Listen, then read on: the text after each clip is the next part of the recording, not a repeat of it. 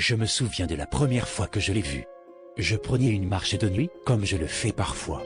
Je n'ai jamais peur de sortir la nuit, mon quartier n'a jamais eu de crime plus grand que le vol à l'étalage ou excès de vitesse.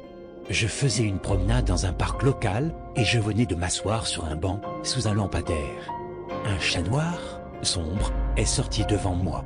Je l'entendais ronronner, et il ne semblait pas qu'il voulait me faire du mal, alors j'ai tendu la main et j'ai commencé à le caresser.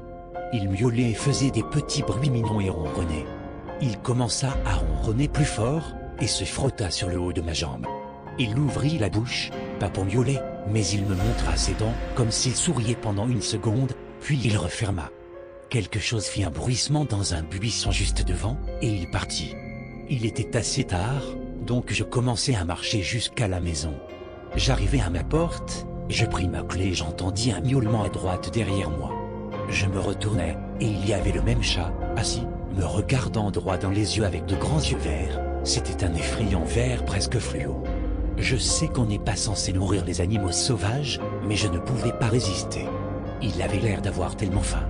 Je suis allé à l'intérieur, j'ai pris une petite plaque de papier pour mettre quelques petites tranches de jambon dessus. J'ai ouvert la porte pour le lui donner, mais il avait disparu. J'ai donc mis le jambon en bas à droite, en dehors de ma porte d'entrée. Je siffla pour le faire venir, mais il n'y avait aucune trace de lui. Après que je sois allé au lit, il était environ 11h30.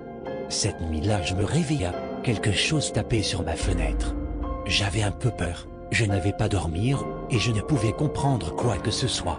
Je retourna dans mon lit pour voir ce même chat, assis, avec ses grands yeux verts, à droite sur mon rebord de la fenêtre. Il souriait maintenant. Je ne pouvais voir le moindre soupçon après avoir vu sa bouche et ses dents. Sa queue se battait des deux côtés, il sauta hors du rebord. Je n'ai pas remarqué à ce moment-là, mais, plus tard ce même jour, j'avais baissé mes volets et les rideaux cachaient ma fenêtre. Mais quand j'ai vu le chat, les rideaux étaient entr'ouvertes et les stores étaient levés. Je me réveilla, sans aucun souvenir de ce qui s'était passé et je me préparais pour ma journée habituelle. En avance des quelques heures, je ne veux pas vous embêter avec des détails. J'ai quitté mon bureau de travail et à 30 minutes de ma maison, là, sur le parking, juste à côté de ma voiture, c'était le même chat, assis en souriant, ses yeux verts qui semblaient encore plus grands. Il me regarda droit dans les yeux. À ce stade, je savais que quelque chose clochait. J'ai appelé le contrôle des animaux, et ils sont venus pour le prendre. Quand il l'emmenait loin, il me regarda avec des yeux plissés, comme s'il complotait de me tuer. J'ai eu beaucoup plus de tranquillité pour le reste de la journée, jusqu'à cette nuit. Je ne suis pas sorti ce soir, comme j'étais un peu énervé à cause de ce chat. En fait, je n'avais même pas quitté la maison. Juste avant que je me sois endormi, j'aurais juré avoir entendu une piaffe sur la porte de ma chambre. Mais ce matin, je me suis réveillé en voyant quelque chose de terrifiant. Le même chat était allongé là, sur le bout de mon lit, endormi, toujours avec ce sourire démoniaque sur son visage. Je pouvais même voir quelques dents, si longues, qu'elles sortaient sa bouche. J'en avais assez. Je savais que j'aurais probablement des problèmes avec les défenseurs des droits des animaux. J'attrapai le chat par le cou, il n'avait même pas crié ou essayé de se débattre comme un chat normal ferait. Je l'ai jeté dans la cour, et je l'ai battu à mort avec une pelle. Tout au long de l'ensemble du processus de 10 minutes, il n'a pas miaulé ou sifflé une seule fois. Quand j'avais repris le contrôle de mes pensées et mes actions, le chat était à peine reconnaissable. Ses deux pattes avant avaient été cassées, son oreille droite a été arrachée, ses côtes ont été démolies, son visage avait une énorme brèche et sa fourrure était imprégnée de sang. Je ne pouvais pas croire ce que j'avais fait.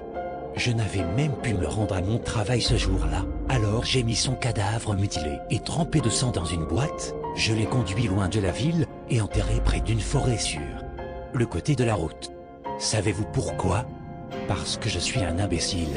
J'ai été vraiment secoué. J'ai pensé à ceci. Comment ce chat était dans ma chambre, alors que je ne lui avais même pas montré ma maison? Je ne voulais pas y penser. J'eus un déjeuner dans un restaurant fast-food et je rentrais chez moi pour faire une sieste. J'étais épuisé et c'était seulement 12h30. Je suppose que j'allais dormir toute la journée, mais je ne resterai pas debout plus longtemps. Je me réveillai et je regardai tout de suite à ma fenêtre et j'ai vu ce qui m'effraya pour le reste de ma vie. Il était là, le chat, avec son corps endommagé, son sourire plus grand que jamais, et me regardant droit dans les yeux. Ses yeux n'étaient plus vert vif et il laissait couler du sang. Ils étaient entièrement noirs, comme si ses pupilles s'étaient élargies sur toute la surface de son œil. Il me regarda et il commença à danser, ses membres cassés s'agitant d'une manière non naturelle et horrible. Sa patte gauche était encore pliée dans le mauvais sens, et son oreille était encore déchirée. Je criai et courus pour ma vie. Je rentrai dans ma voiture, et conduis aussi loin de cette ville que possible. J'allais maintenant essayer de commencer une nouvelle vie, dans un nouvel état, et plus jamais je caresserai des animaux sauvages. Un jour, j'eus mon nouvel emploi, et je rentrai dans ma chambre.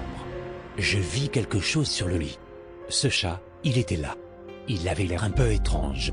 Je me demandais comment il était arrivé ici. Il ne ressemblait plus à rien. Puis, soudain, ses yeux ont changé de couleur rouge cramoisi et il sourit d'un sourire vraiment horrible. Je cria de tout mon corps. Il commença à marcher vers moi, me sifflant. Je lui jeta tout ce que j'avais sous la main, mais passai à travers les objets comme un couteau chaud dans du beurre. Il me cloua au sol et me griffa encore et encore, tout en souriant comme un évadé d'hôpital psychiatrique. Mais, comme si Dieu veillait sur moi, la police fit irruption par la porte, ils virent ce qui se passait et tirèrent le démon hors de moi. La police n'a pas posé de questions au sujet de ce qui s'était passé, et que pouvais-je dire? Ce jour-là restera à jamais gravé dans mon esprit, me déchirant lentement et ne quittant plus jamais ma tête. Mais ensuite j'ai réalisé que s'il était capable de revenir une fois, plus rien ne pourra l'empêcher de revenir à nouveau.